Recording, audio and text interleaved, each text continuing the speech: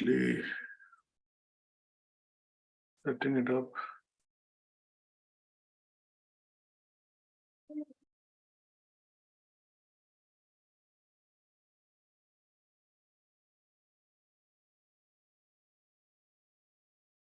All right, so I've got pretty much everything now available on the board, and let's start.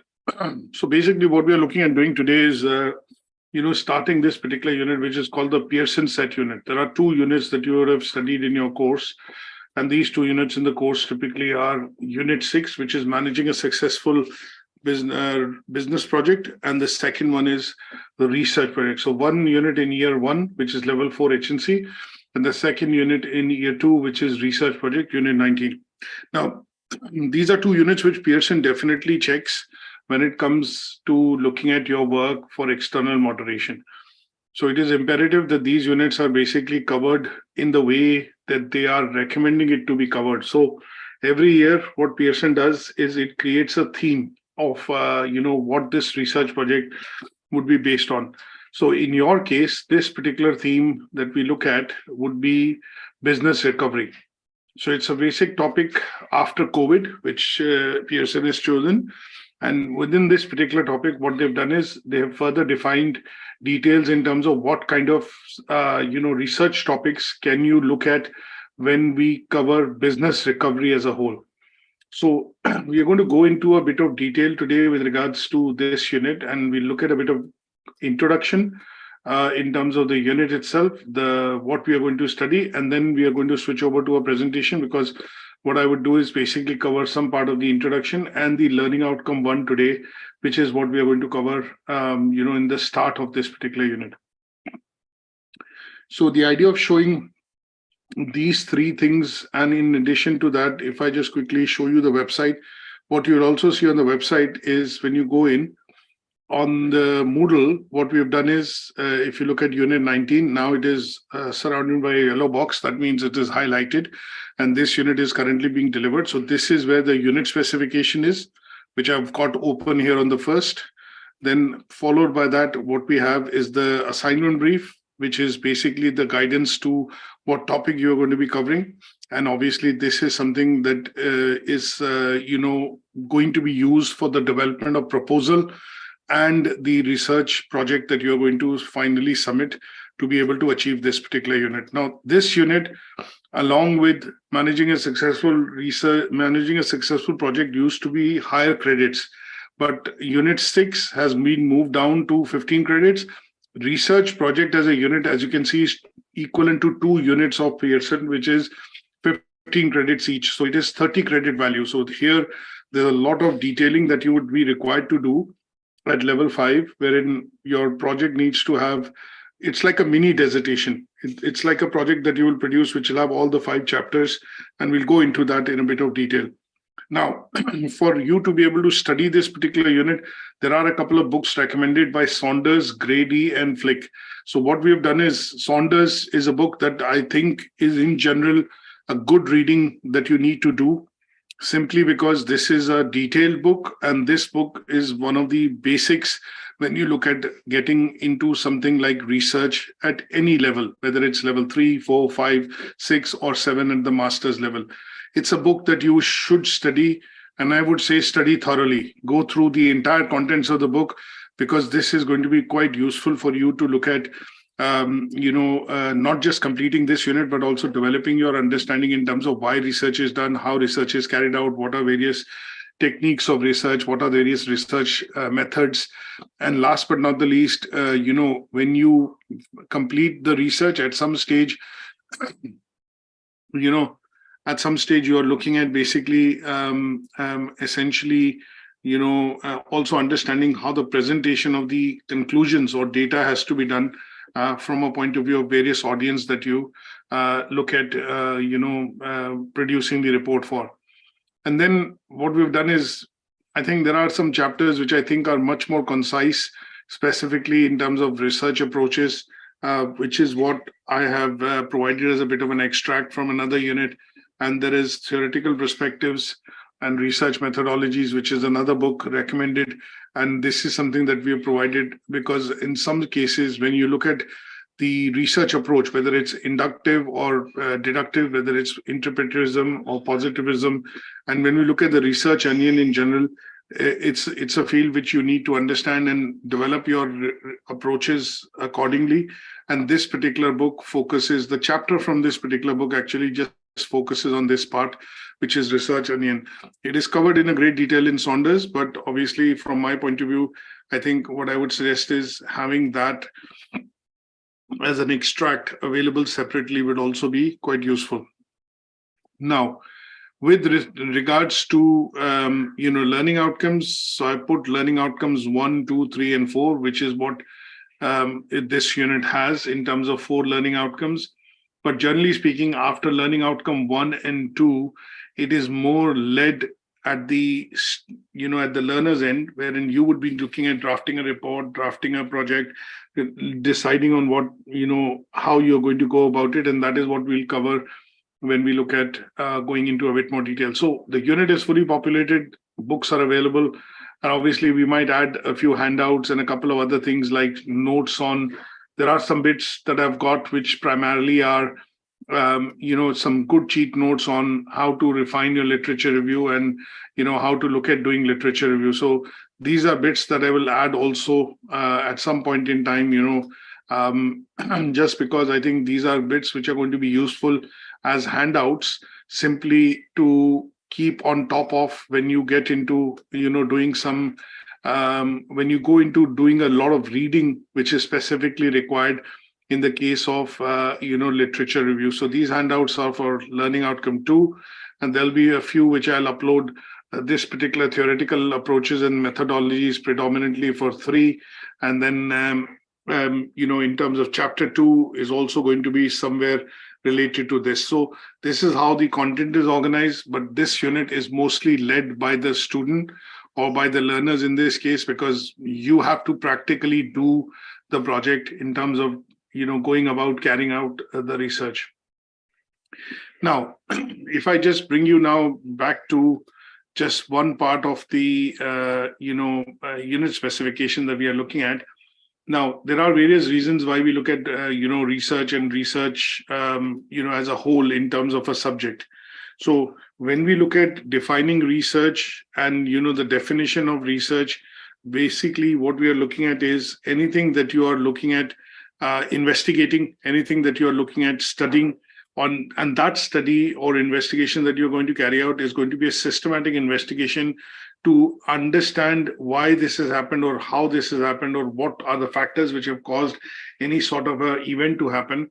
And in those cases, towards the end of it, you are going to try and reach some conclusions, is the whole objective of why research is carried out.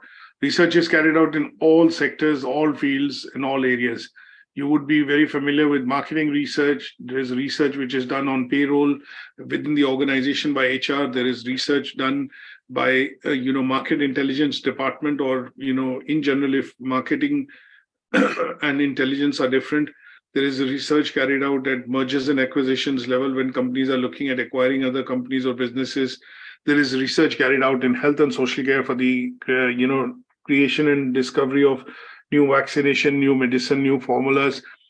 We carry out research at every stage. If say, for example, you have a theft or a robbery in your house, there is research done on it by the police in terms of looking at stitching together circumstances, events, sequence of events which led to this. So in general, this is something that you're going to be seeing pretty much everywhere as far as a topic is concerned. Now, in the academic side, we look at carrying research, for various reasons. And in terms of looking at, why do we carry out research, for academic purposes, then what we is basic assumptions of, looking at things like understanding how and what makes things happen. We are looking at, obviously, in some cases, teaching concepts and principles. In some cases, we are looking at, research from a point of view of finding practical solutions to a problem. And there is where you are looking at undertaking this systematic approach investigation to be able to study and understand the sequence of events which are basically leading to some sort of an outcome.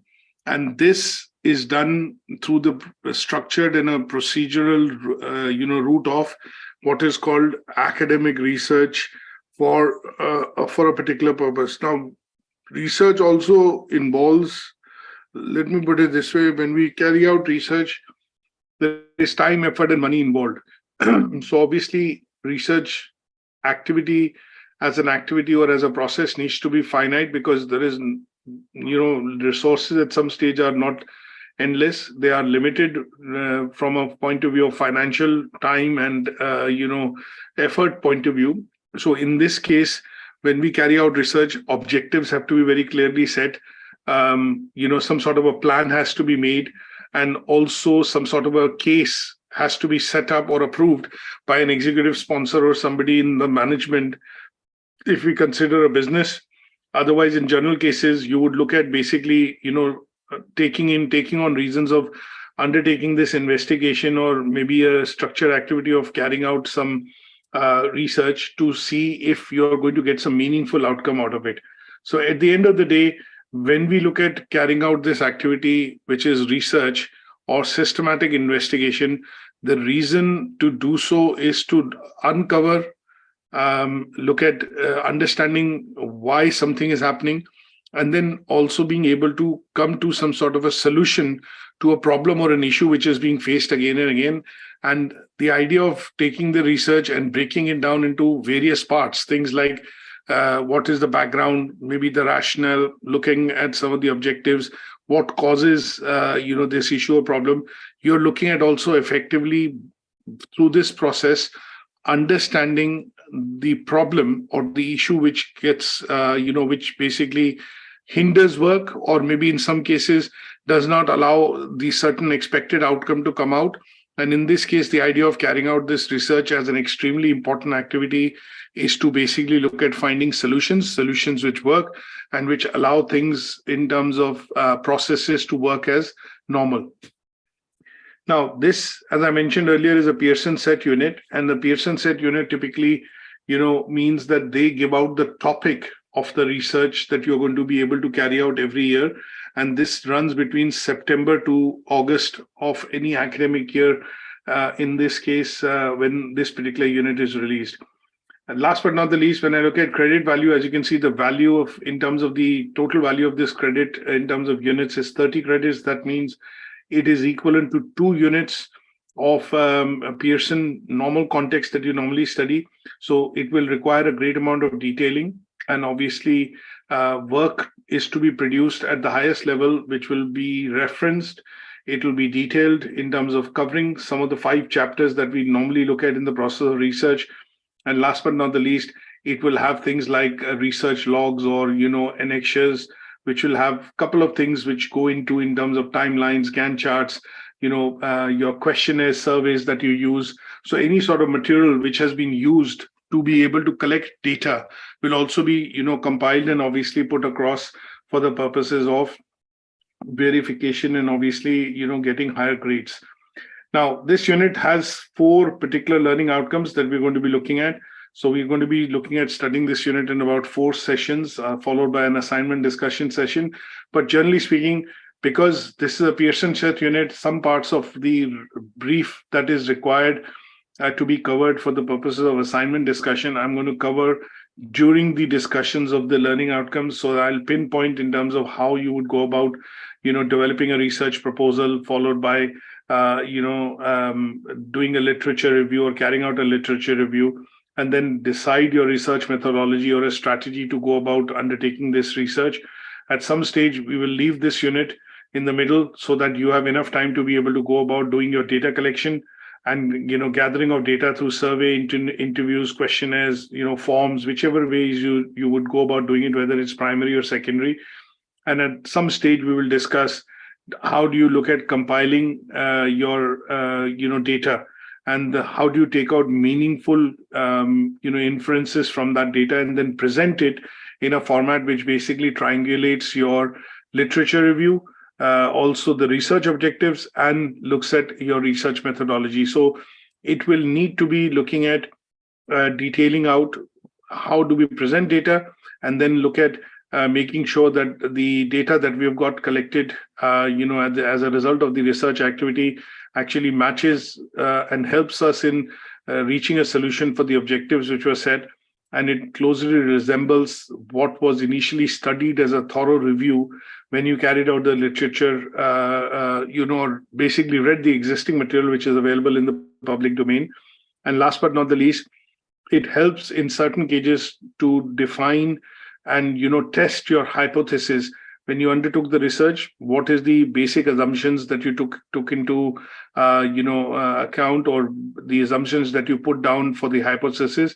And the idea would be the data that you've collected was essentially then also look at, let's put it this way, verifying, and we'll put it through the hypothesis to check whether the outcomes of the collection of data have been accurate or not accurate. And then we compile the findings in the last chapter, give recommendations, and obviously if there are any limitations during the course of research that you've encountered, or issues which have come in and have limited the process of research, would be tabulated towards the end, followed by a detailed bibliography oblique references, and then any sort of material that has been used as a byproduct of the research activity that you've carried out will essentially go into the annexure of the unit in terms of the assignment. Now, this particular unit is typically a standard unit in terms of when you study research at level 3 to level 7 at master's level, research would remain the same. The way you go about carrying out research will remain the same. Some of the basics of understanding of research, which is looking at the 5 chapters, would pretty much remain the same. They won't change at all. And that is what we are going to go through with regards to the presentation, in terms of looking at understanding research and research method, basically the 5 chapters, and that is what we are going to cover in some of the learning outcomes when we study this particular unit. Now, as you can see on the presentation slide, I have put in the learning outcome 1 indicative content. We've discussed in brief the research objectives and why you need to study this unit as a student. Now, practical purposes of carrying out research as an activity, where can you see this in your say, for example, when you start working for a company or a business, where do you see the practical implications or applications of research activity in your career, or say, for example, at your place of work? Can you think of a few areas wherein you will use research when you are working for an organization or a business as an activity that you have carried out and learning now, but the outcome and the application of it, you will do it in the terms when you start working? Any ideas? Possibility to develop a new product or service for a company.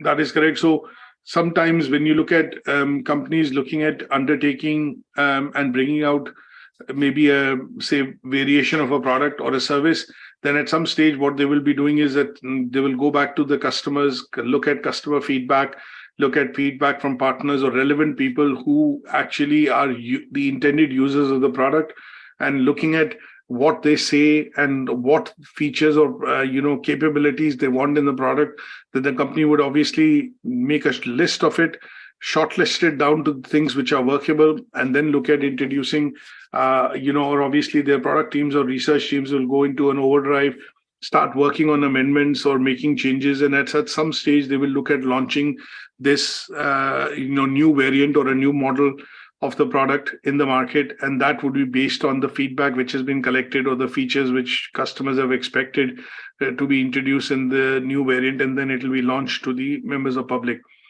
A simple example of this would be when you look at the iPhone or the Samsung Galaxy or some of the other phones like Vivo, Oppo, or some of the other phones models across the world, you'd see that every 18 months or 2 years, they bring out a new model.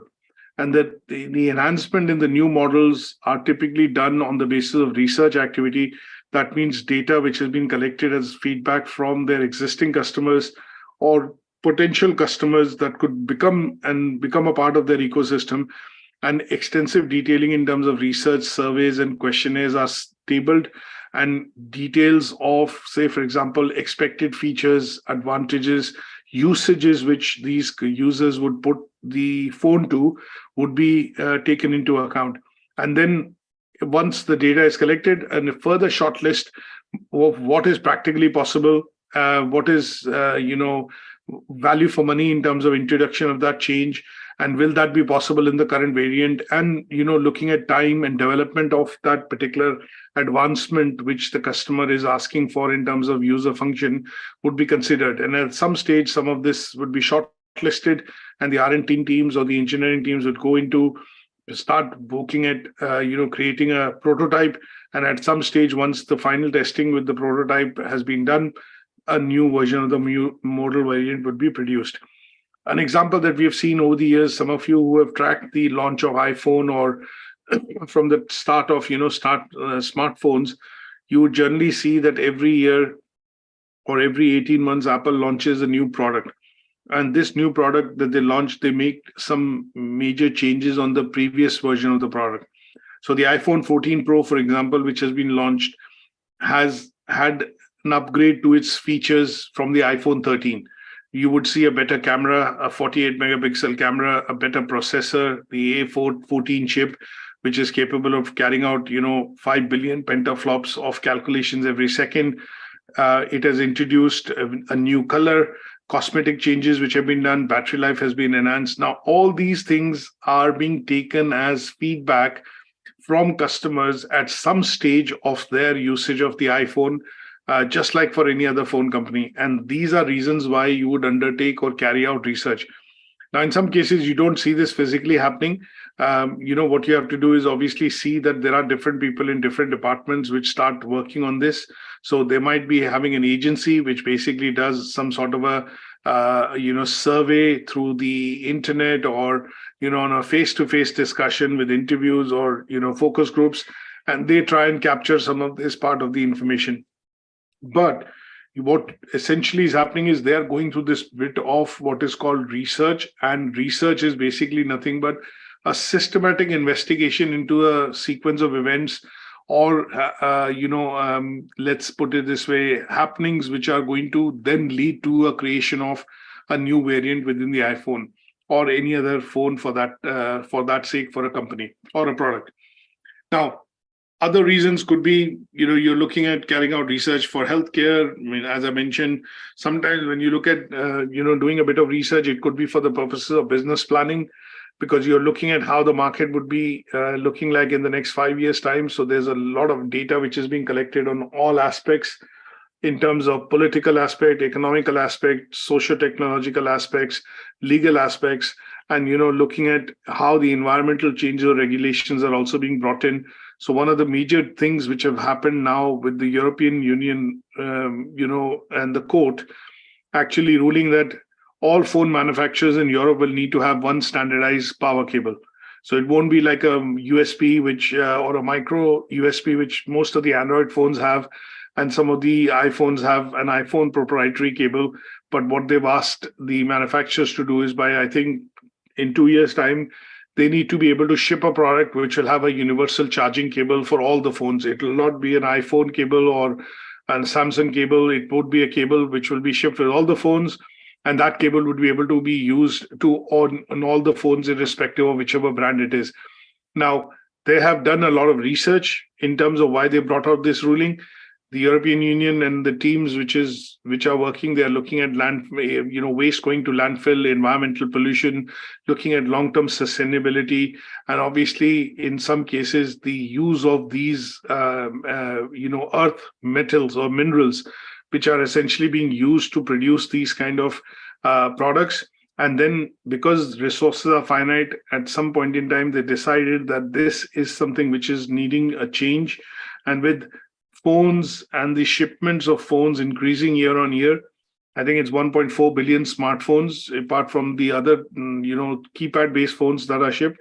So you look at the amount of waste which is going in when a new model comes out, and when you have to ask for a replacement of a wire. And obviously, from a consumer perspective, one of the key things was that the cables are quite expensive. So if you have a cable which is non-proprietary to any particular platform, that would also benefit the consumer in terms of cost. So there are lots of reasons why you would see that research is carried out by companies, businesses, employers within the sector, by the government, by various agencies involved. Now, what are we looking at studying in this unit from a student perspective? When we do, it's a vast subject, but what we want to be able to do is look at this from a point of view of understanding what it will teach us in terms of when we study this unit. Now, this unit would allow you to get an opportunity to engage in some sort of a mini research activity that you're going to independently carry out, and thereby build some understanding on, or build a good understanding on how research is carried out yourself. This also is required because it, at the end of the day, is a 30 credit unit, which I mentioned, and it requires you to understand what are the various themes using which you carry out research. So methods and the techniques, the tools that are used to be able to carry out research is what you need to be theoretically learning at this level. And last but not the least, what we want to be able to do is when you carry out your first research project using this particular unit, we also want you to understand and come back to us and give us an idea in terms of what was your learning by studying this particular unit, and how they can be applied in the broader context when you consider it in terms of applying it to businesses or organizations from a practical and a broader perspective.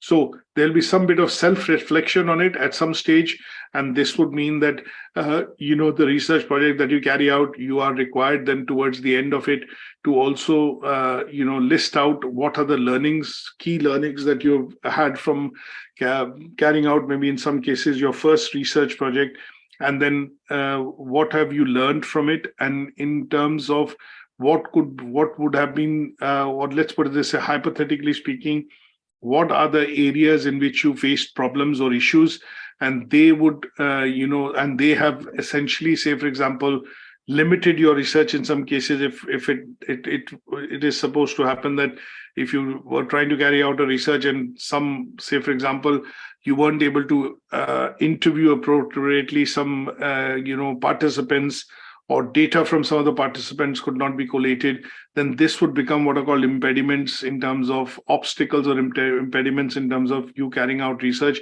And what would be your learnings from it, if at all it happens? That is what you need to be able to look at, also in the process of self-reflection. Now, as I mentioned to you, this is a Pearson, set unit. So the theme for this particular project is going to be business recovery.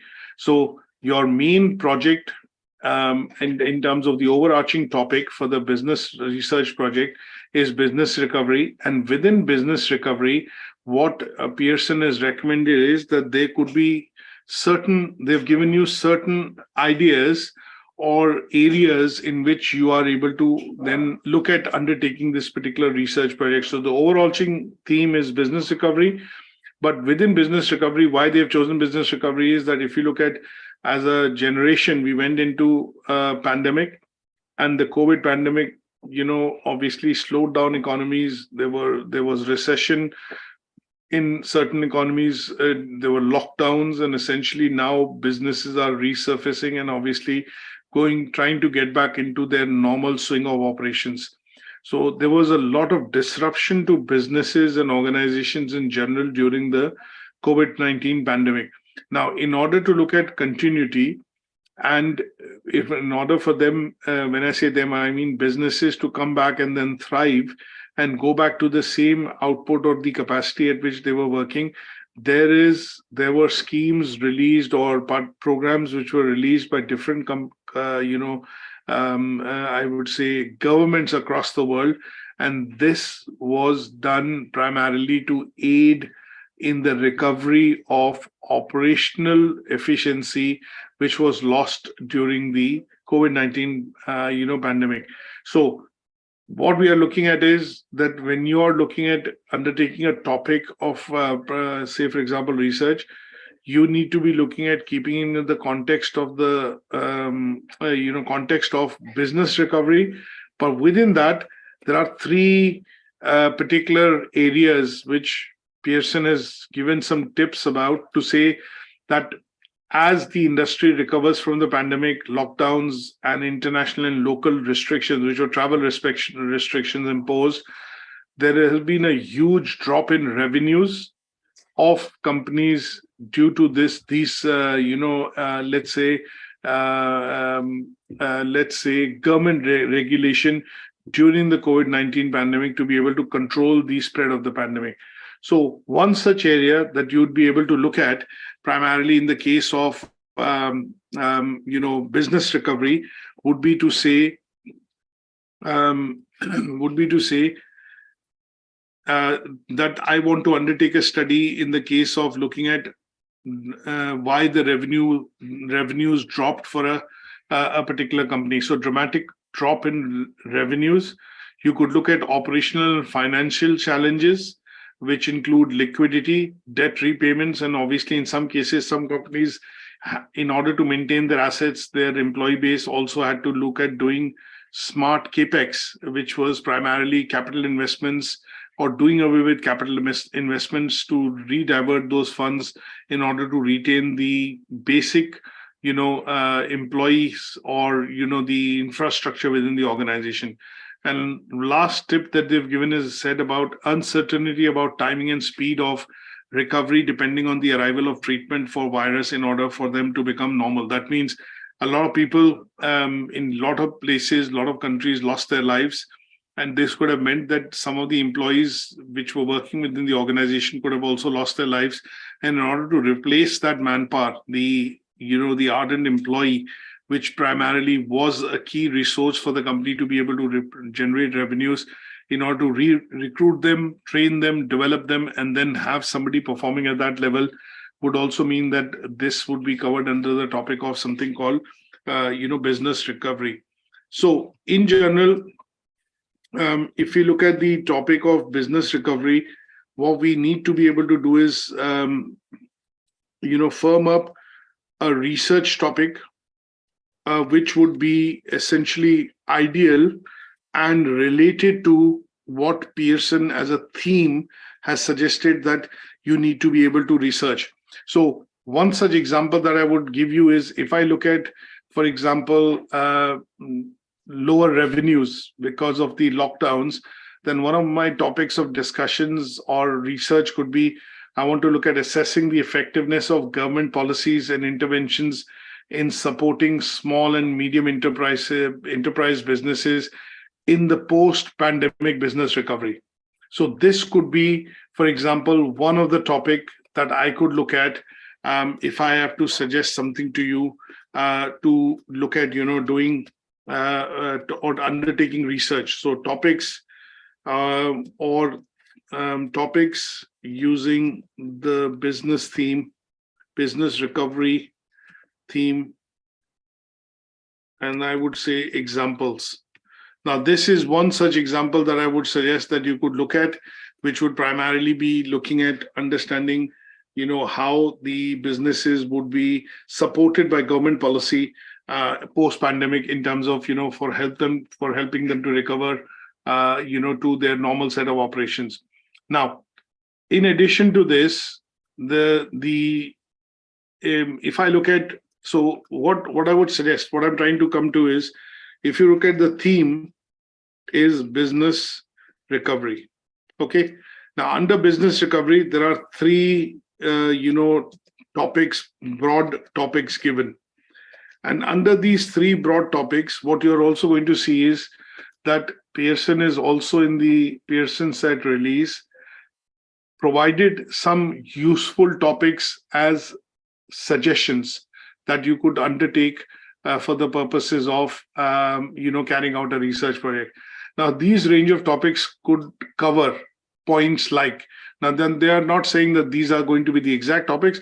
What they're saying is you could design your own research topics, but they could also have these points and they would be related to or are giving you as indicators that they are also related to business recovery. So, for example, testing business continuity or crisis management plans, integrated response and recovery initiatives, examples of disaster recovery planning models, developing a business recovery roadmap to rebuild opportunity after a natural disaster like a global pandemic, which is what they've hinted at, COVID-19, and then building a resilient organization through resilient leadership and teams, developing recovering strategies, and the importance of shifting focus from recovery to resilience. Now, these are like sub themes or smaller themes that you could use if some of them catch your attention, and you could use these to primarily create your research project. Now, generally speaking, before you even decide this, you would have to look at downloading the Pearson set theme, which is a document uploaded on Moodle. And when I say that document, if I just briefly show that to you, this is that particular document which I'm referring to. And all this bit of information that I'm suggesting has actually come from this particular document. So when we look at introduction to the theme and how Pearson is suggesting, that you could look at some of these three main aspects of selecting or shortlisting a research project, and then further giving you ideas in terms of how to choose topics which are related to business recovery actually can be done, by reading this particular document. And this would then allow you to, build a suitable topic to start undertaking research. Now, with this particular context in mind, what I would suggest is we will go into understanding some of the basic bits of research first as a unit by covering learning outcome 1 today. And then in the second session that we will do next week, we are going to be looking at, getting into ideas of how and what could be the research topics that we choose, which are going to be one, appropriate at this level, which is level 5. Second, meet or exceed the requirements in terms of the theme which has been set by Pearson, which is business recovery. And the third, the idea would be to look at the topics or the titles of your proposal to see if this is something that you can accomplish within the next 6 to 8 weeks. We are not looking at undertaking a topic or a research which is going to take 6 months or 8 months to complete. The idea thereabouts is to primarily shortlist something basis the ideas given in the Pearson set document, to say that this is what the research project would be, this is what the title is, this is what I'll carry out and complete and I should be able to complete in the time frame of next 6 to 8 weeks. So what I'm trying to say here is, sometimes we look at, defining our research project, and they tend to be very generic titles or very generic statements. Now, whether they are accomplishable, whether they are doable, or, how much time will it require and what resources would it require, that is what we will need to tally to ensure that what we are setting and deciding on researching at level 5 is something which is meeting the Pearson set requirements, meeting the topic which has been given. It is something which we can research and accomplish and complete in the form of submitting a report within the next 6 to 8 weeks. And last but not the least, it is dotting all the I's and crossing all the T's as far as the requirements from a Pearson perspective is concerned, because this is a unit which is 30 credits.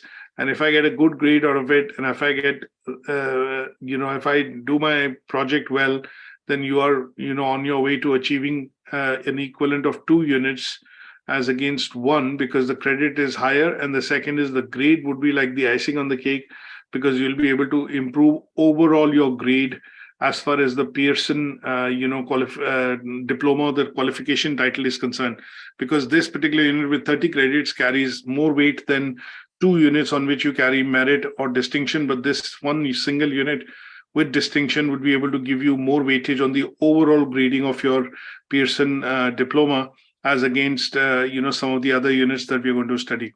So it is going to be quite important for us to look at reading this particular document in a bit more detail. I'll bring this document back up just to show you. This particular document is available on Moodle. I would say it's 11 pages. Go through this document at least 3 times so that you understand each and every aspect of it. there is a lot of guidance which has been given towards the end in terms of looking at various aspects of the processes that we will carry out or the steps that we will take to carry out research. But also at the same point in time, I would also be able to give you some understanding on, some of the topics. And when you shortlist and start doing it, the idea would be to take some sort of a formal approval from the tutor to ensure that you are picking up something which is relevant, meeting the criteria, and is not, it's quite tight and, in shape to be able to do as a research rather than quite loose and generic, which would mean that you will go off in a different direction and, spend a lot of time in actually completing this particular unit. Now, any questions on this so far? No, sir. Okay. Now, let's briefly look at going into some of the basic aspects of what we are discussing with regards to research. So let's look at, from a point of view of this particular research thing. Give me 1 second.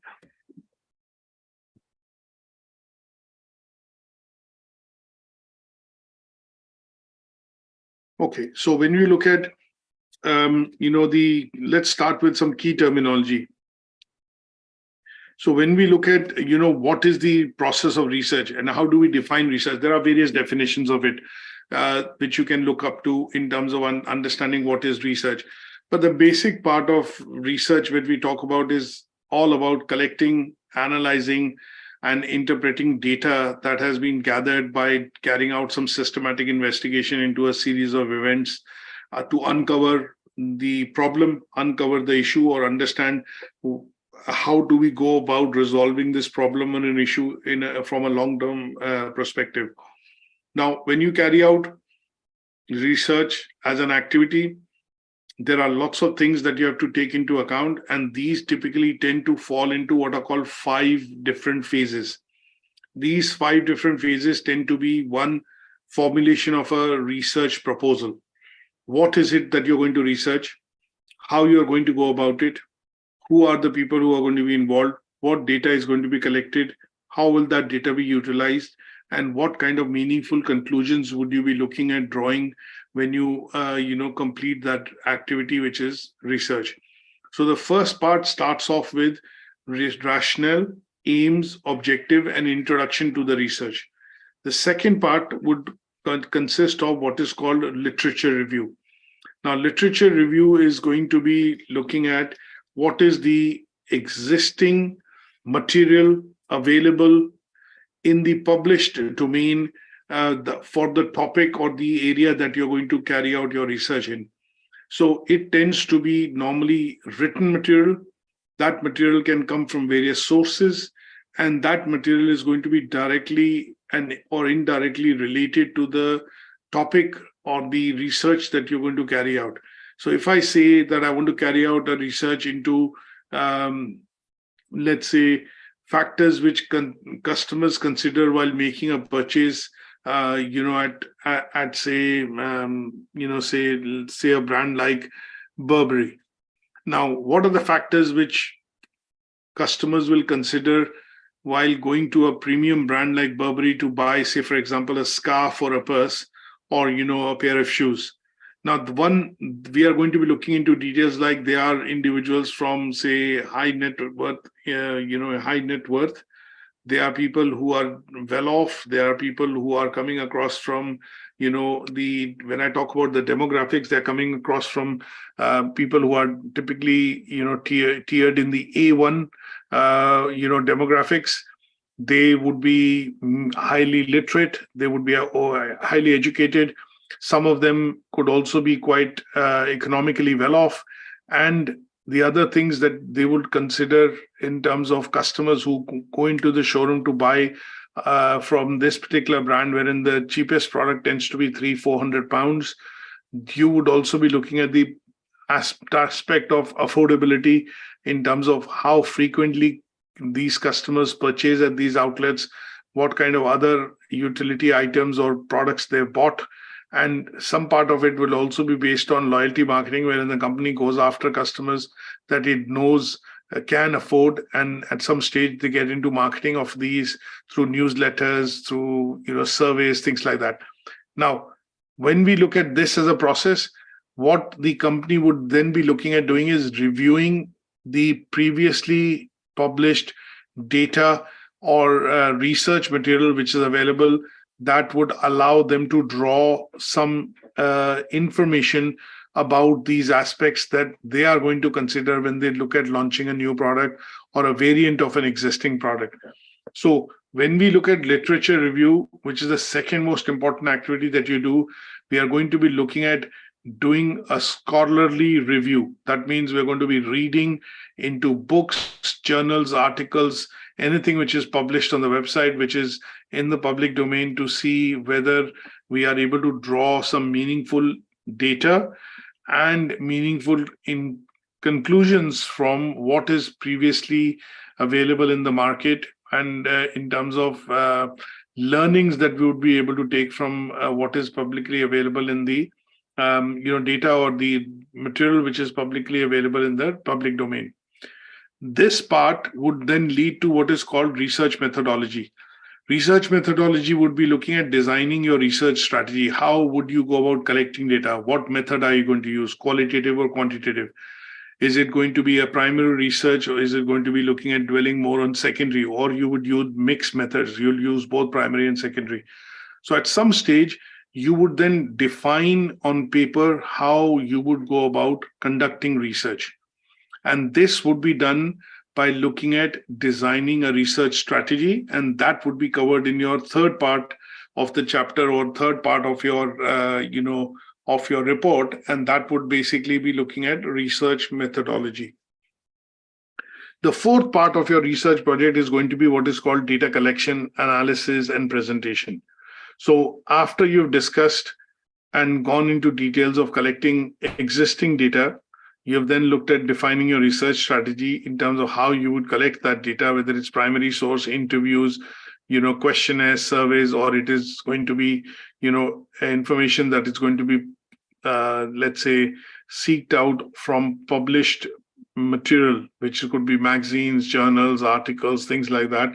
And then finally, that is going to be looked at from a point of view whether it's useful to the research objectives that you have set and whether this is meeting that criteria. Now, at this stage, when you look at chapter 4 of your activity of research that you're carrying out, your research methodology ensures that if there is any veering apart from the normal course, then your course correction in terms of the bits happen, because you are going to go as per your research strategy, and that would define how you go about collecting data. Now, at this stage, data which is collected, where you'll put them through some sort of software or do more bit of analysis on it to get meaningful conclusions. And then at some stage in the last chapter is what you will try and put out all the findings which have been uncovered from the research that you've undertaken. And that would then conclude your report. But in addition to it, you're also going to be looking at writing ethical considerations, looking at the bits in terms of adding annexures or any information that you have taken from any other source would then be added on to before you finalize your report. And that would be the 5 distinct phases. Sometimes people also term them as 6 phases, because you would separate out the phase of putting recommendations. So data collection and findings you do in chapter 4, then you present your findings in chapter 5, and chapter 6 sometimes can be recommendations, ethical considerations, and limitations to research. But this tends to be the 5-stage approach that we are going to be looking at taking when we look at discussing research as a process. Now, I've got a very small video that I want to play, which basically talks about what is research as a process. Now, let me switch you over and let's watch this quick video, which will give us an overview of what is research as a project. So let's look at this.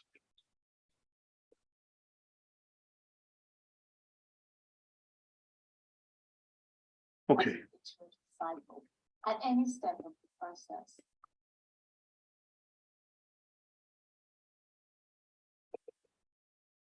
Research is such a vast area that sometimes it is hard to know where to start.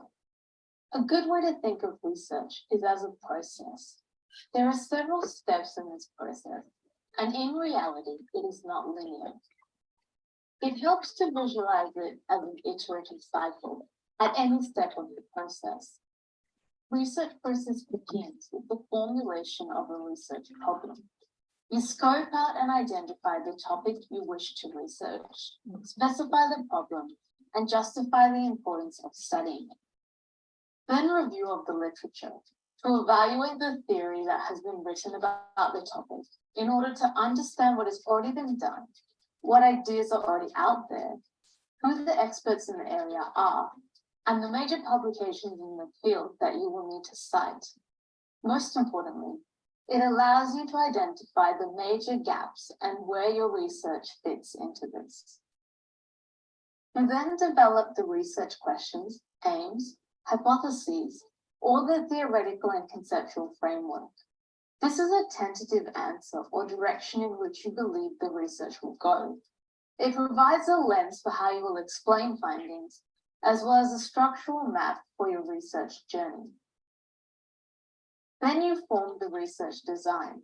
This involves assessing the timelines and feasibility of your research, making decisions about the type of data you need, and the methods and tools you will use to collect and analyze it. You'll need to decide on which research approach you will use, whether that be quantitative, qualitative, or mixed method. If you are doing primary research that involves participants or animal testing, or looking into potentially sensitive information in secondary sources, ethics approval will need to be obtained prior to conducting your research. The data collection stage involves taking measurements, observing or gathering information, often in carefully controlled situations. Once you have all your data, you analyze and interpret your findings to identify themes or patterns. Discuss the findings and draw conclusions by evaluating your original hypotheses, aims, framework, and the research question, with reference to the evidence in the published literature. The final step is reporting your findings. Remember, the only way that research gets disseminated or translated into action is by you telling the research community and the wider community about your findings. So as you can see, this short video kind of details out what I have given you as a bit of an introduction at the start in terms of what is research, how do we carry out research, and obviously what are the various steps which are involved as a process divided into 5 different types. That these are the 5 steps that we will be looking at when we look at essentially getting into research.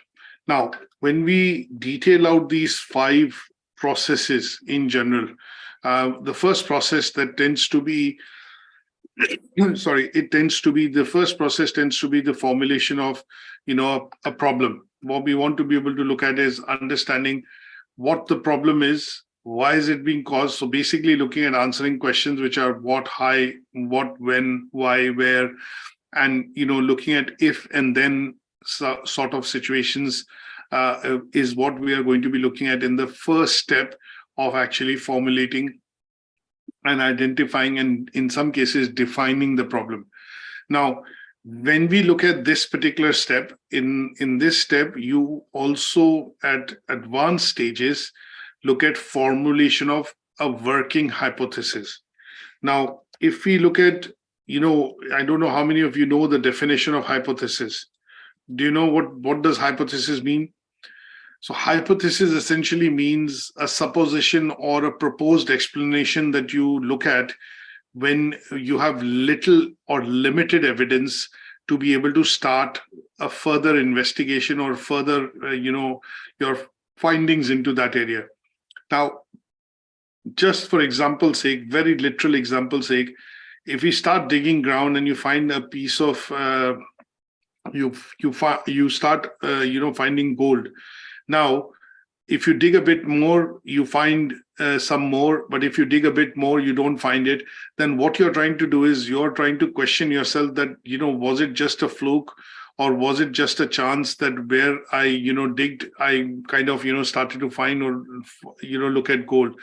But when you start going into the aspects of looking at the geography, the area in terms of, where this particular bit that you've, started to dig, and was it, looking at things like, is it an area which has, under the, say, archaeological survey, which you do to try and see if there is elements or traces of gold, which is predicted to be found under the soil. In some cases, you would look at, also going into reasons to understand the chemistry of the soil to see if this is an area where, there is a tendency in general to find gold deposits. Now, if you start going into those details, then what you're looking at doing is you're trying to develop a hypothesis to understand whether this, limited find that you've got is going to be, something that will bloom up into something bigger in terms of finding more gold. So something very similar that you do when you do your development of, defining of the problem, essentially, you also at some stage would look at defining a hypothesis, which is like a supposition or a proposed explanation to what you have uncovered and with limited information, and how you're going to start from there to carry out your research to see whether this mandates further investigation, and with this further investigation, will it lead to some sort of a meaningful conclusion.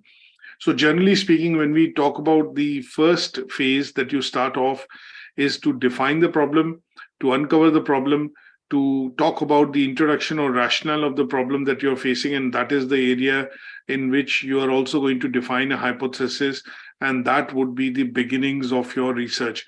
So here, the idea is you're in short going to look at putting into place what would be the expected, problems that you would be looking at, and what could be the solutions that you would potentially get under your hypothesis that you define.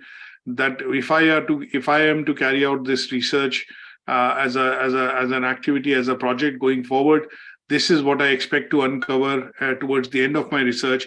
And that would be basically a tentative explanation of how you're going to be going about solving that problem. And in this case, this is what will also require in some cases to be able to develop hypothesis as an end result of some preliminary investigation or testing that you would do before you even start your project. This would be the first part of it. Now, when we look at in that video, it talked about these 5 or 6 stages of research process. One of the things mentioned was the research design. Now, what is research design? Research design is basically a paper or some sort of a narrative that you are going to produce that will clearly detail out the strategy or the plan that you're going to go about using when you conduct this research project. So if we were to look at uncovering, say, for example, the reasons of what caused COVID pandemic, now, in order to systematically investigate what are the reasons behind the endemic and then basically it becoming a global disease or a pandemic, you are going to formulate some sort of a strategy or a plan through which you are going to systematically investigate, the findings and then present them to the members of public or, in general, the world. Now, if I just draw your attention on this to say that if I look at WHO, World Health Organization, they put together a team of experts which went into Wuhan, China, and obviously started to investigate how did the virus originate, where did it start off with, what kind of symptoms it caused, and how did it spread so quickly to so many regions of the world. Now, this particular research which was undertaken, funding and projects, and when I say funding, what I mean by that is that there is some budgeting which has been kept appropriately aside for the team to be able to go and start working on this to uncover the reasons of how this virus, which is the SARS-2 variant of the virus, jumped from bats to humans, And this investigation that they carried out, they had, even before the process started, this was defined in the research paper or a research plan, which was created by the World Health Organization to study the reasons and causes into the spread of COVID-19 virus. And they went about doing this by looking at types of data being collected. That means where all infections initially spread, and the news of spread of infection, death, and other symptoms which started to come through or filter through were taken into account. They also looked at what sources of data or what areas they would go and collect the data. So from Wuhan, they also looked at initially places in Italy, wherein the first outbreak of this virus actually started outside China. When after the Chinese New Year, a lot of people flew back to certain cities in Italy, and that is where the virus started to spread. So they went into a systematic study of uncovering the sequence of events, in short, as an example, and that is what was covered in the research design or the research planning as a paper, which was put forward even before this team was put together and given the mandate to go about and carry out this structured investigation and then produce or file a detailed report. And that is what tends to happen when we look at research design. So it is a detailed plan which is created, and that plan allows the team to go in to question anybody. They have the authority. They will have the requisite permits or clearances to be able to interview people, question people, collect data, get data, or ask for data, and that is all going to be in that research overview or that paper or that document, the important document, which is called the research design. Then we look at the third step, which is collection of data, and obviously they collected data from various places, laboratories, the market. They went into different cities to be able to collect data, hospitals, things like that.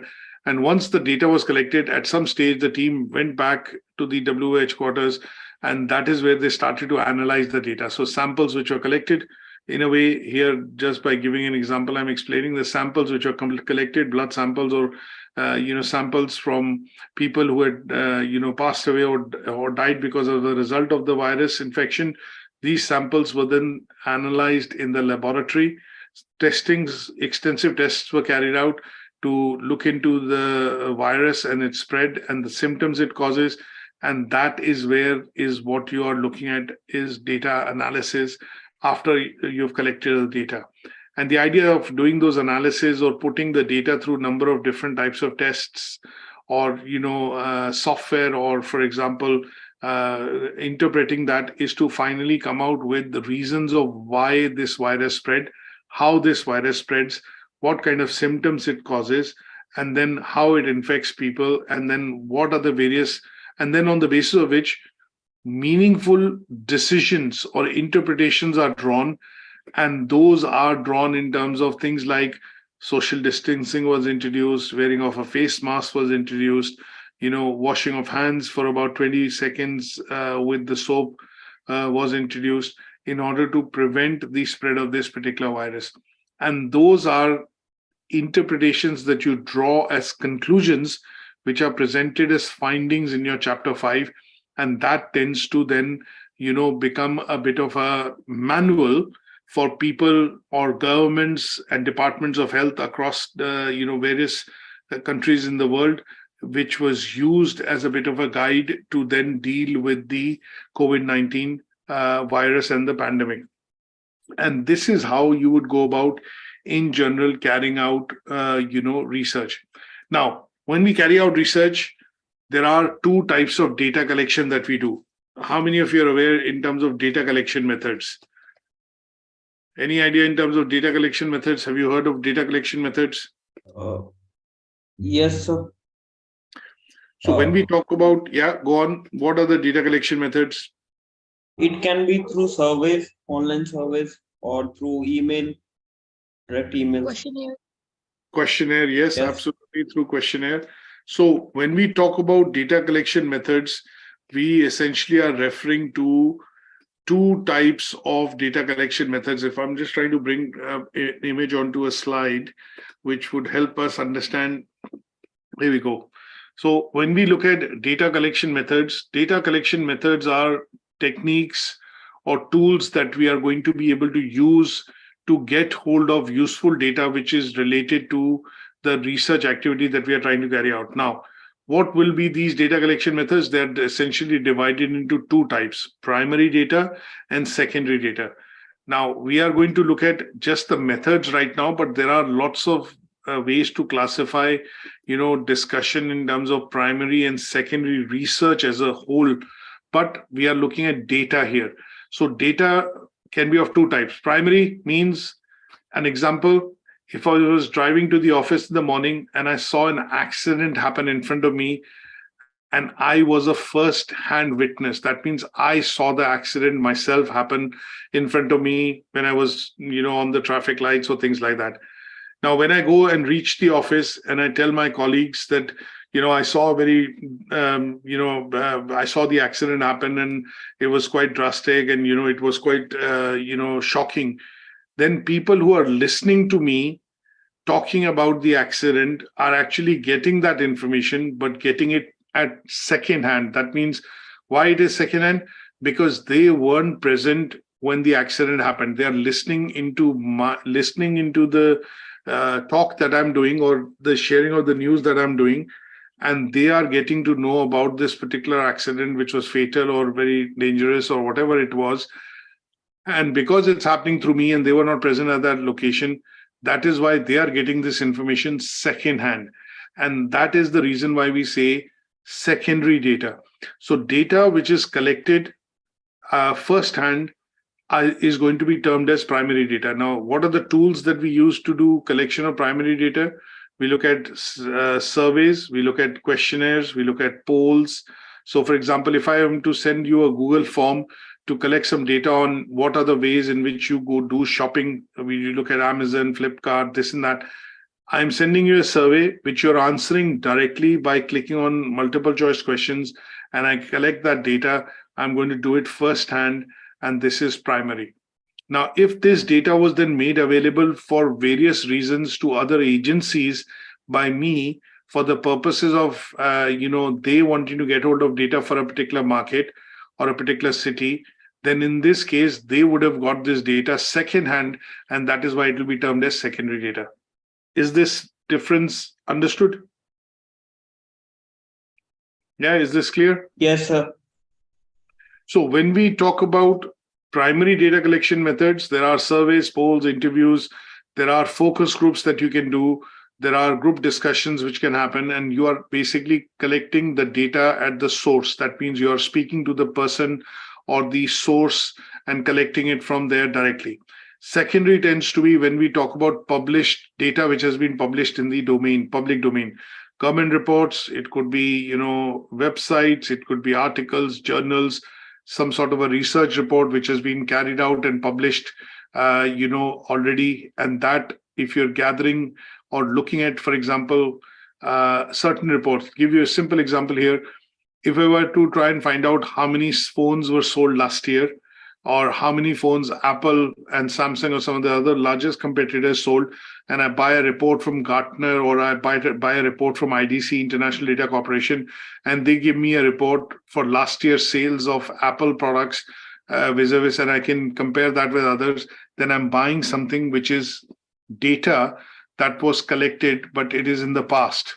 So that means I'm looking into data for 2022, I'm looking into data for 2021, and I'm seeing a graph or a trend in terms of how the sales are increasing in year on year. But then if I ask them to produce a report to give me projected sales figures of a particular organization for 2024, 2025, this also is going to be report, because they would have done some calculations on the basis of existing data which is available and transposed or extrapolated what could be the increase in sales or sales figures which could happen for the subsequent years. So they would have projected or forecasted this data, but it has been done on the data collected from the past, and that is why it will still be secondary data. So there are lots of data collection methods through which we go about carrying out research. It is primary data and secondary data. Now, When we look at some of the advantages of data, whether we take a primary research or whether we undertake a secondary research, this is something that we look at when we talk about primary versus secondary research. So if I look at some of the aspects of when and how would you look at carrying out primary research, what could be the advantages and disadvantages? So when we talk about, say, primary research, what we are looking at here is research which involves active participation of researchers themselves. That means they are going to be speaking to people, speaking to audiences which are going to be relevant for them to collect data firsthand, and that would be termed as primary research. Now, if there is research which has already been carried out, you pick up that research report and then you further synthesize it or further progress or refine it to study and come out with meaningful conclusions. Then in those cases, your activity is going to be secondary research. So secondary research would involve people researching and analyzing the data which has been gathered by or through the route of primary source or primary research sources, like, which means primary data collection. And that would be termed as different types of research. So when we talk about selection methods or research methods, we basically talk about primary and secondary research. When we talk about research techniques, then we divide them into primary and secondary, and that is where I'll pull out another image just to put this into perspective. So when we talk about research, there could be two different types of research which could be done, and there could be research which is done firsthand, which is primary, and we are using these techniques, focus group surveys, interviews. And when we look at secondary, we are looking at already published reports in the domain in terms of websites, articles, journals, and using them to further get the information, and then using primary data which has been collected to do further research. Then in that case, that approach will be termed as secondary research. Now, one of the things which has been pointed out on this picture is that when we look at primary research and secondary research, primary research tends to be expensive, more time consuming. Reason, you are collecting data and going about collecting information firsthand. You're speaking to individual user, which would be more time consuming to compile and then look at the findings and then tabulate them against others. So because it is being collected firsthand, it is time consuming, and time when spent under research activities directly relates to the cost which the project would rack up in terms of overall cost for carrying out that activity. Secondary, because it's already published, you might buy a published report which might cost you certain money, 10 pounds, 20 pounds, 5 pounds, 2 pounds. Like in the case of, if I want to buy accounts for another company and I want to look at if my competitors' accounts, for example, we want to buy and see how much they turned over in terms of revenue and profit last year, I might go to Companies House or one of the other listed companies here which sell data, and I won't be able to buy a report of 2 pounds or 3 pounds, and I would be able to get the entire details of that company for last year. Now, that would mean I'm spending a little bit of money, but I'm able to get access to that report or that information instantly. And because it is already published in the domain and it is available at a certain cost, it is primarily lesser than the cost that would be spent in terms of, the company filing the accounts. They would have paid the accountants or the accounting organization or a firm a couple of hundreds or thousands of pounds to be able to compile the records, audit the records, and then publishes as per the requirements. So assuming this, as a company, they spend maybe £1,000 for publishing the accounts of the year, but I was able to buy that report for £2 from Price Index or any such website at a fraction of a cost as against what they had spent. And that is why secondary research tends to be cheaper, because it is less time consuming, and normally you would be able to get this data or this particular source of information because it's already published in the public domain. So generally speaking, research tends to be of two types. There is also a third type. Have you heard about a different type of research? Any idea in terms of tertiary research? Has anybody heard about tertiary research? Okay, tertiary source or a tertiary source of research tends to be when you have a combination of primary and secondary data collection being done in order to, compile a report. Tertiary, as it means, when we talk about tertiary in terms of the meaning of the word tertiary, what we are looking at is let's put it this way, in terms of the meaning of the literal meaning of the word is third or third order or third level. Now, when we talk about tertiary research in general, what we are looking at is research report, which basically has a combination of primary and secondary sources of data collection. So it has been used, the research report or the, the piece of information that you're searching for has actually been compiled from various sources, and that could include both primary / secondary data. And in this case, this kind of research which utilizes both these two to bring out a report would be termed as tertiary research. Now, these are some broad bit of understanding which I would suggest you need to have at some stage just to look at, going into the process of conducting research. So I'll leave these images here. Obviously, they are not quite important, but they are just general ideas which you should be aware of when we look at carrying out research as an activity. Now, let's look at one other aspect. Now, when we look at different approaches of how research are carried out, there are three common approaches that we look at for research. This is the bit of theory that we are talking about, which you need to know. Now, three types of research that are carried out. One is exploratory, second is descriptive, and the third is casual research. So when we talk about, exploratory research, it is an activity that you normally carry out wherein you're not very sure of what the problem is going to be or what you're going to uncover. So here, because it is being, the word exploratory gives it away that you're trying to explore what could be the reasons or what could be the underlying reasons why these problems or issues occur. That is where the exploratory research is generally done. So it is done to gain a better understanding of what is the research problem. Here, most of the exploratory research always looks at generating a hypothesis or some sort of ideas, assumptions that you are going to take and into account and then start carrying out the research activity. Descriptive research, on the other hand, tends to be a research wherein you are looking at, the problem, the phenomenon or the issues which are faced, but what you're trying to do is understand how many times will this problem occur, or what if this problem occurs this time, then what is to be done. So here you're going to go into the characteristics of understanding the problems. That means you are aware that this problem occurs.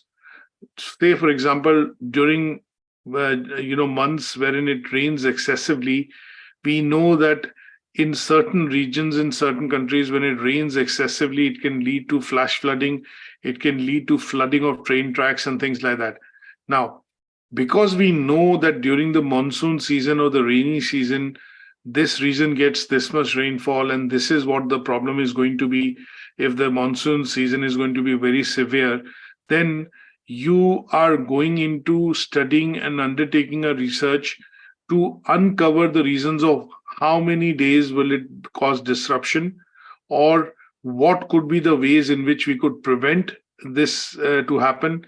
And in some cases, you would also look at understanding that what are the characteristics or what are the reasons why this happens, and what is exactly what the government needs to do is to counteract these months or these days in which excessive rain happens, by looking at, say, for example, flood defenses to be augmented, or in some cases pre-evacuating population from certain areas depending on the weather warnings which are received.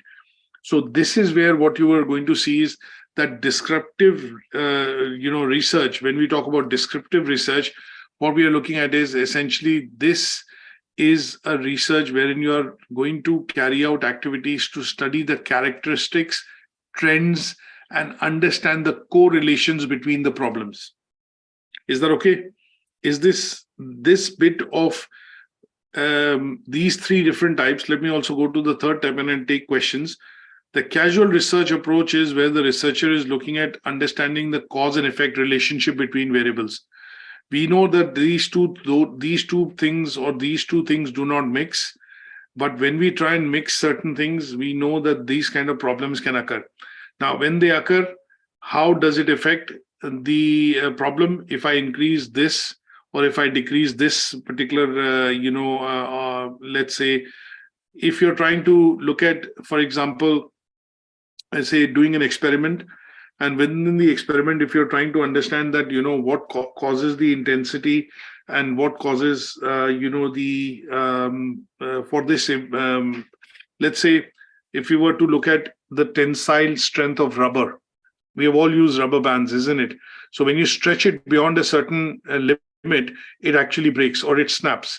So if we are to look at this kind of a research to say, how do we increase the tensile strength of rubber so that the more we stretch, it does not break? This is a research that you're going to carry out, which is like a cause and effect.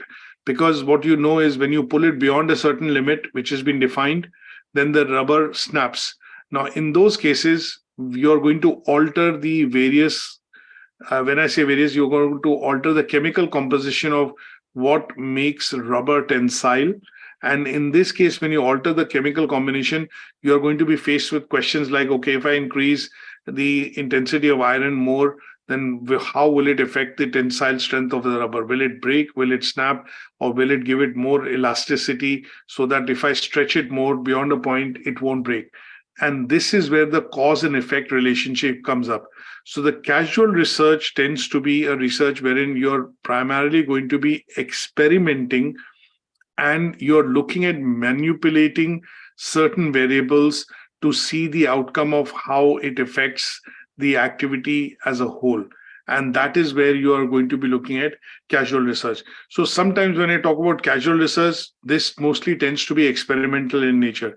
When I talk about descriptive research, here we know the problem, we know what causes the problem, but what we are trying to do is study in a bit more detail, descriptively, to understand what are the characteristics, trends, and correlations that can affect, the outcome of the research.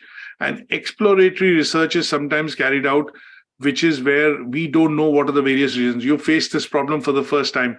So to a certain extent, if I say COVID-19, when we look at starting to research the reasons behind the spread of the COVID-19 pandemic, it was exploratory research because we had very limited knowledge about the topic in this case, the virus, and our exploration into studying the reasons of why the virus spread and how it spread and what symptoms it caused allowed us to generate new ideas and understand the activity of the virus in a bit more detail.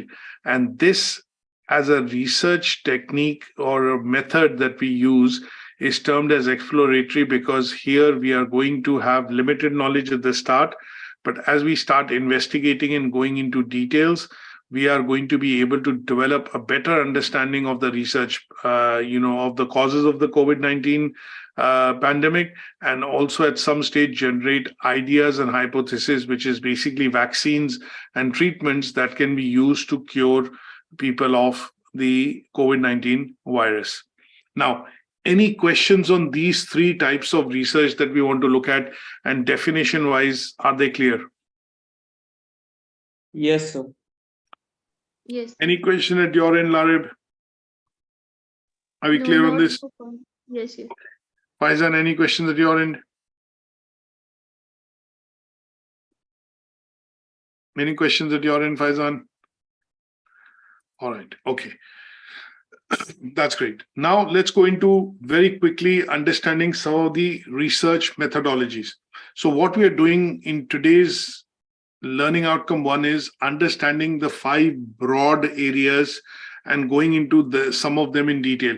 So we started off with research, objective, rational, then we went into what is literature review, and when we went into the 3 types of research, the 2 types of research techniques, and the 2 types of data collection. And sometimes if you add primary and secondary together, then it is called the mixed methods. So we've looked at that. Now let's go into something which is the third chapter, which is called Research Methodologies and Methods.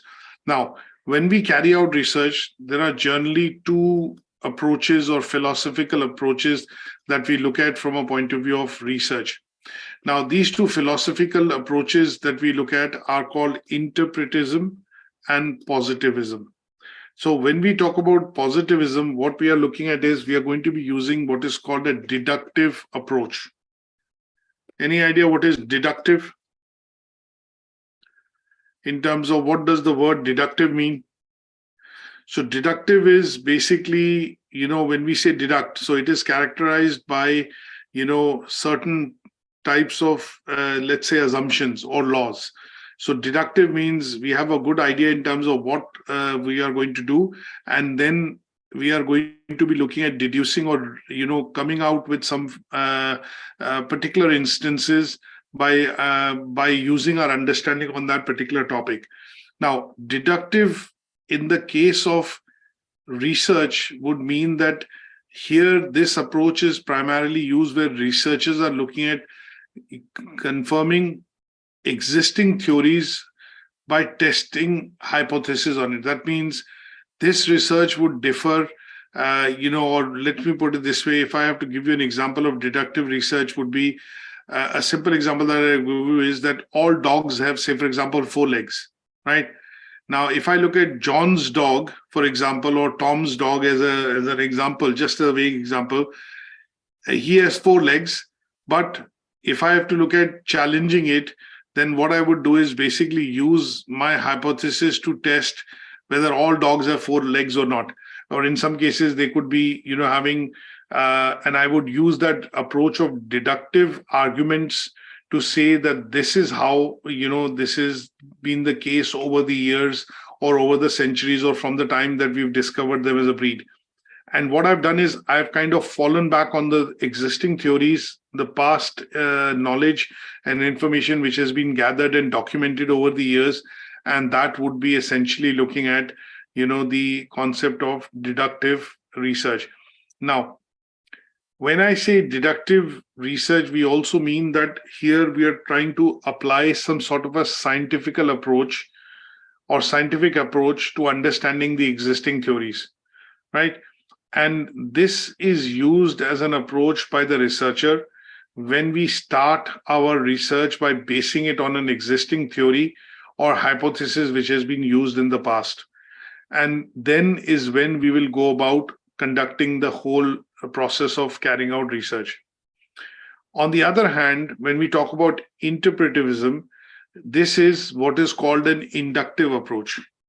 Here we are going to be emphasizing the nature of how you're going to carry out research and what you're essentially looking at getting as a result by the whole process of carrying out research. So in short, when I say inductive approach, an inductive approach in the case of research is going to primarily mean that we are going to look at methods of drawing conclusions by going from a specific to a general, understanding. Now, this is where what we are going to do is essentially focus on, let's put it this way, starting with an existing theory. In this case, look at specific observation and then look at something which is going to be, a pattern or a recognition that I already know, and then make some sort of a general conclusion. Whereas in the opposite side, when we look at deductive, approach, which is positivism, here we are going to start with an existing theory or an understanding which is already available. Then we formulate a hypothesis to test that theory. We then collect data, we will analyze data, and then we will reject that hypothesis. No, I don't think the theory is valid because in my testing of the data that I've done or the data that I've collected, it is not meeting or tallying with the data which was actually supposed to come out as per the existing theoretical approach, which has been already documented. So these two approaches tend to be different and opposite to each other when we carry out research.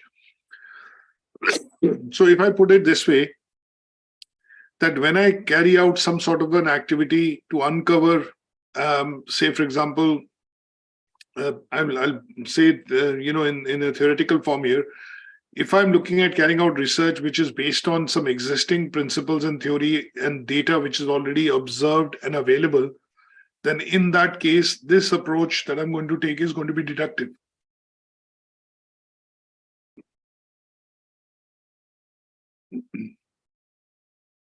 And on the other hand, when I'm looking at, if I'm looking at something which is not available, and I need to make some observations to be able to go about collecting data and then recognizing those observations and then come out with some sort of a conclusion, then this is what I'm going to be taking as an inductive approach. So these two philosophies through which you are going to carry out research is going to be based on positivism, which is basically deductive approach, and interpretism, which is going to be inductive approach.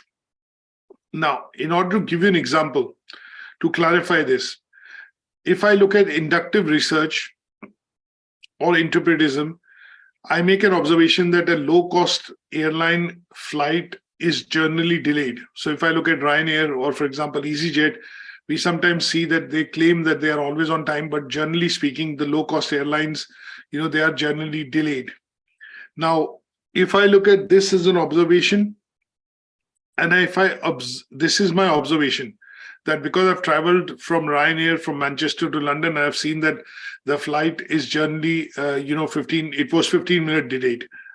Now, because I've traveled from Ryanair to London, from Manchester to London, say more than 20 times, and I've always found the flight to be delayed, what I've done is I've observed a pattern here that the flights from Ryanair, when I travel between Manchester to London, are generally delayed. So I use the word generally delayed. Now, if I use these observations that I've done because I've traveled and got onto the flight myself, and I've seen it happening 10 times or 20 times, whatever is the case, and then if I make a conclusion that low-cost airlines have always got delays, then this will be what is called an inductive approach, because I am basing it on the basis of my experience and understanding. Is that clear? Yes, sir. Yeah. Now, if I look at the opposite end, which is looking at deductive approach, if I say that low-cost airlines have always been, or because I've now concluded, and I have a observation which is available because I've looked at my 20 last flights that I've taken from Manchester to London, and I've concluded that low-cost airlines always have delays. Now, if I formulate a hypothesis saying that if passengers fly with low-cost airline, then they should always experience delays, or should be ready to experience delays. This is a hypothesis that I'm forming. So if you travel by low-cost airlines, passengers are advised to expect delays. Now, once I've formulated this as a if then else statement using hypothesis, at some stage, in order to test whether this is true or not, what will need to happen is we will need to collect some data. That means I might do a research to say I might be at the airport in London and travel and question passengers saying that, okay, where have you come from? I've come from Manchester. So do you think is the flight, was on time or was it delayed? Yeah, no, the flight is delayed. I've landed 10 minutes late. So if I now start collecting this data from a couple of customers, say 10, 12 customers, and then I reach a conclusion that 5 out of 10 people said that the flight was delayed, and say 6 out of 10 people said that the flight was delayed. So majority of them are actually saying that the flight is actually delayed when it is coming from Manchester to London. Then what I have done is, by collection of data, I have tested the hypothesis saying that if passengers fly by low-cost airline, they should expect or experience delays. And this collection of data has confirmed that my hypothesis is true. That means because 6 out of 10 participants that I collected data said that the flight was delayed, which is majority of them, and my hypothesis has come out true. So as a conclusion I've drawn is that by deductive approach, the conclusion I've drawn is that if you travel by low-cost airline, you should expect delays of between, say, 5 minutes to about half an hour. And this is a deductive approach because I have used existing data and then formulated a hypothesis and gone about testing the hypothesis by collection of further data, and then concluded, basis the data collected, that yes, low-cost airlines are delayed, but after collection of data, I can confirm that yes, they are delayed, and majority of their customers have actually said they were delayed. And this approach would be a deductive approach, because what I've done is collected data, formed a hypothesis, use that data to be able to find and analyze my findings, and then test my hypothesis to see whether I was right or whether I was wrong. Now, if I said that I would have collected 10 people's data and I would have said 3 people said the flights are not delayed or flights were delayed, 7 of them said the flights are not delayed, then in that case, my hypothesis would have been wrong and my conclusion would have been different, which would have said if passengers fly with low-cost airline, then they could experience delays rather than always experience delays. So does that make it clear? Then this approach will be deductive approach. Is that okay? Yes, sir. Any questions on this so far? No. Okay. No. Last but not the least, we will be looking at different methods that we can also look at for carrying out research. Now, there are, generally speaking, 2 types of methods that we look at when we carry out research. They tend to be qualitative and quantitative, if we put them across into 2 broad categories. Quali, as it means quality, and quality means, and quantity means quantitative, that means numbers. So when we look at quantitative research, method. So quantitative research methods, in terms of when we talk about, we are going to be looking at methods which are going to be descriptive, correlational, they would be casual versus comparative, and in some cases, they might also be experimental. So when we talk about quantitative methods, there are generally 5 types which are defined. And these tend to be, using techniques for collection of data, which can be interviews, focus groups, observations, or case studies. So when I talk about qualitative or quantitative research, there are 2 of these different techniques through which we go about collecting data, analyzing data for the purposes of looking at coming out with conclusions. And some of these are very clearly defined as 2 different processes. One of them tends to be number driven and the other tends to be subjective or non-number driven, and that would be qualitative, as the word quali, and quanti, which means number. Now, when we look at qualitative, these are the ways through which we actually collect data, and because this is collected from limited number of individuals or limited number of people, it is more time consuming and more costly. That is why it is called quality data. That what I would do is do quality collection of quality data would mean I would do interviews directly with, say, for example, the manager. Now, one of the examples that I would say is if you were carrying out research in terms of how much people spend in Primark, or how much money do people spend in Marks and Spencer on each of the visits that they do to the store. Now, there are a couple of ways of finding out this particular data. One is, first of all, you might go into looking at how many visitors or customers actually the store gets. So the guy at the door or the security guard normally has an electronic ticker. Now, most of them had manual tickers in the hand, but now they have electronic ticker which can detect any movement happening in and out of the store. And that helps to keep track of how many customers visited the store. But my aim of carrying out a research is to find out what is the average price basket which the customer actually buys or ends up buying from the store in their visit. Now, if I was to find that data out, I might go to the manager and say, what is the average sale per customer that you get? And because I'm asking for that information through the interview route or through one-on-one discussion with that customer, with that particular person in the store, which is the store manager, I am looking at collecting quality data. I'm not going to go into, data from the tills or receipts or, look at data which has been collected over the past few weeks on the company servers. I am looking at getting data from the horse's mouth. And in that case, I'm getting quality data. I might ask the security guard or the person responsible at the entrance to say, how many people on an average do you see walking through this door or coming through the door? He would say, okay, we get about 1,200 to 1,500 customers. That is data that you're getting firsthand. It is quality data. That means you're getting that data either by observing, by asking, by interviewing, and that is where it is going to be qualitative research method.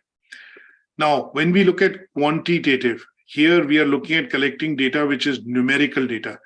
Numbers is what we want. Sometimes you ask questions, you say, how much do you earn? I earn quite a lot. Somebody would then say, okay, can you give me a figure in terms of how much do you earn? So you then give him a bracket, 0 to 10,000, 10 to 20,000, 20 to 30,000. And, the person might say, yeah, it's more in the latter, 10 to 20,000.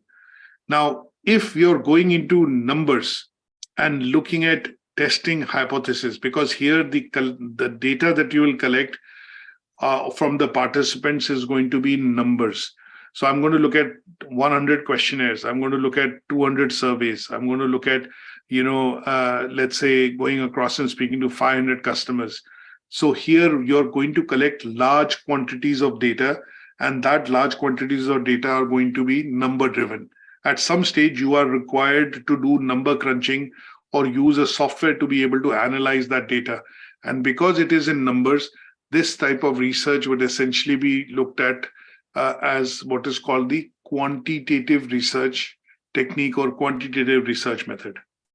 Is that okay? Now, last but not the least, let's go into one or two last concepts overall from a point of view of this learning outcome. Now, there is also called mixed methods. That means you're going to use both the approaches, both qualitative and quantitative. Sometimes when you have to carry out research and you carry out by mixed methods, as an example, you would basically be looking at using both the approaches. So in this case, when you look at investigating in areas which could be perceived as dangerous or high risk or accident prone, then in those cases, you're going to be looking at both, depending on both uses of both the types of techniques, qualitative and quantitative. Now, for example, if the police or the fire and accident service looks at putting a sign on a particular road which says accident prone area. Now, why do they come to that conclusion that this is an accident prone area? Is because they would have seen a number of fatalities happening. They would have done interviews with people in that area. They would have also observed traffic during certain times of the day or during certain times of the year. And because of which they would have concluded that because here the traffic is quite consistent in terms of, number, it is quite heavy and it leads to, say, frustrated drivers. You generally see more accidents happening and more fatalities happening on this road. Now here, what the police has done or this particular department has done is has conducted and come to this conclusion by conducting thorough analysis, by taking interviews of local residents, drivers, people who have lost near dear ones, and also looked at analyzing data for that particular route over the years. And because they've used both the methods, number as well as quality data by speaking to the participants or people living in and around that area, it would be safe to say that they are using mixed method as a technique to be able to come to that conclusion that this particular road is more prone to accidents and fatalities as against any other route. Is that okay? Now, more detailing is obviously on the slides, but generally taking you through the concepts quite quickly in terms of overarching views so that you are able to get a good foundation of, the first learning outcome. Now, last but not the least, we are looking at ethics. What are ethics in research?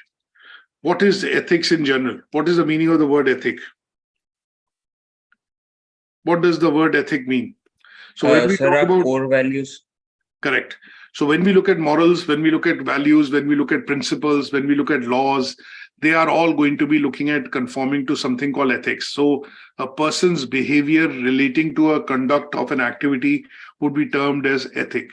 Now, when we talk about ethics in research, what do we mean by ethics in research? So ethics in research would be some moral principles and guidelines which the researchers will conform to when they carry out the research work. These principles or moral guidelines are going to be used to shape research regulations, which are going to be agreed with people in terms of their participation, what data can be shared, what data cannot be shared, what data will be anonymized. And in some cases, it will also give the rights of the participant to be able to, say no or, decline participation in an activity. And that would be all related to what is called ethics. Ethics in research tends to be looking at the basic fundamentals of what are going to be the ground rules which the researchers are going to follow when they carry out a research activity. Is that okay? So in short, that is what we will need to look at. Now, if a participant says, you send out a questionnaire and you say it is mandatory, no, that would mean that you're putting undue pressure on the participant to participate and give the data. If you're not comfortable, the participant should have the option to opt out from that research. And in some cases, participants would say, okay, yes, you can use the data, but you need to anonymize it to be able to publish it on a domain or external source, which will put it in public's foray. And that would mean that you are following proper ethics by taking approvals from the person before you publish his or her data, and that has been properly anonymized to protect the identity or the details of the individual. And they would be termed as ethics. Now, ethical considerations tend to be looking at, when we look at doing research, we are looking at taking consent from the participant. We are ensuring that there is confidentiality which is maintained. We are going to also ensure that no researchers or participants taking part in the research are going to be harmed. Sometimes you see this on movies, movie headlines and, in introduction to movie trailers, when you start, no animals have been harmed in the cause of, in the case of filming of this particular movie, So this is nothing but looking at ethics and looking at, ensuring that no harm is being done to potential, people or participants who have been actually, filmed in that particular series or location. So when we look at ethics, we are looking into the requirements of essentially understanding the morals and the principles that we are going to abide by when we carry out the research activity. And that is what will be covered under ethics. Now, last but not the least, very briefly, we also sometimes look at what is validity of research and how much, finally the result, assuming we have come to the end of the research, when you have drawn some conclusion, how do we ensure that the conclusions being drawn are actually valid and they are actually true, or the data that has been collected is actually not being manipulated? And, this is also something which can be covered under ethics, is that sometimes when you carry out research, if the questionnaires and surveys are incomplete, then we normally have to discard them and account for them in terms of some sort of a variation which we see. And that is why we put out a sample size of, say, 100 or 150, because in some cases we will have incomplete questionnaires turning up. We'll have people who would midway drop out through the research as an activity. Some of them might not answer all the questions, or some of them might answer the questions in a way wherein they are quite skewed or changing the outcome of your research. So all those things are to be taken into account from a point of view of looking at validity of research. So this is also an important area, because at the end of the day, what conclusions you draw and what data that you collect and then how you analyze it has to be very accurately presented to depict or come out with outcomes. And that is where the validity of research comes into play. So when we talk about how valid is the research, so when we talk about how valid is the research, we are looking at understanding how are the results which we have gathered are going to be able to represent the true findings of similar individuals. If this research was not carried out, how would this data be, available outside in, say, in the natural conditions, for example. So the concept of validity typically would apply to, mostly say clinical studies. So when I say the Pfizer vaccine, the Pfizer-Moderna vaccine was introduced in COVID-19, and that became the most successful vaccine globally, we would basically be pointing to the data because it has been, it has been used to immunize, say, 2 billion people across the world. And this vaccine, when it was released, there were 30,000 tests, volunteer tests were carried out on volunteers, and this clinical testing ensured that the vaccine was effective.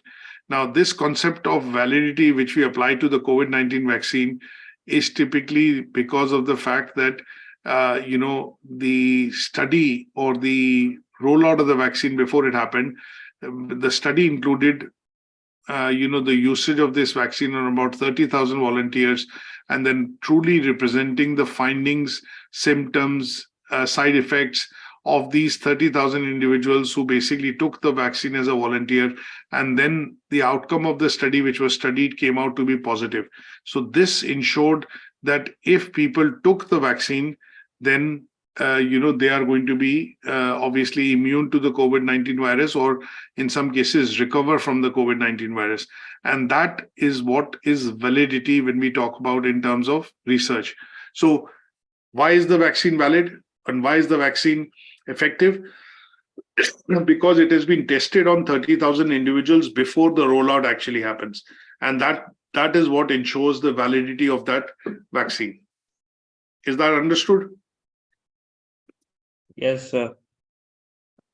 Now, we come to the end of today's discussion, but what we need to do as a group after this particular first discussion on research project, what we need to be able to do is look at a suitable topic by choosing. One is to go and read through this presentation slide again, and then choose and try and come across, not choose, I would say try and come across a valid, let's say, topic or a title for the research that you're going to carry out under business recovery. That would mean you are going to look into basically defining what your title is going to be, aims and objectives are going to be, what are the sources that you will look at reviewing for carrying out literature review, a bit of an idea on research strategy that you're going to undertake to be able to carry out this research, and then whether it's going to be primary or secondary data collection, and what kind of conclusion would you be drawing towards the end of this research. So you are going to create what is called a research proposal, in short, which will have a bit of an overview of these 5 overarching chapters, overview of these 5 main chapters of when we carry out a research activity. Is that okay? And what I would suggest is to go into and look at some of the details of chapter 1, primarily in the book that is uploaded up on Moodle, which is the Saunders book, to try and see and read into what I've explained when we talk about the first learning outcome, which is focused on understanding the research, as a subject, and then looking at the 5 broad chapters that we have, kind of looked at as an overview of how you would go about carrying out this research project. Is that okay? Yes, sir. Good stuff. So with this, what we'll do is we'll end our session today, and then we'll catch up next week to discuss learning outcome 2. I've put all the presentations up on Moodle. They're all available. So you should be able to go into and read into the second chapter, which is literature review. And then we'll catch up next week on Saturday. Okay. And in the meanwhile, if you think of any questions, if you have any further doubts or queries that you have, then feel free to, obviously drop me an email. Otherwise, we'll catch up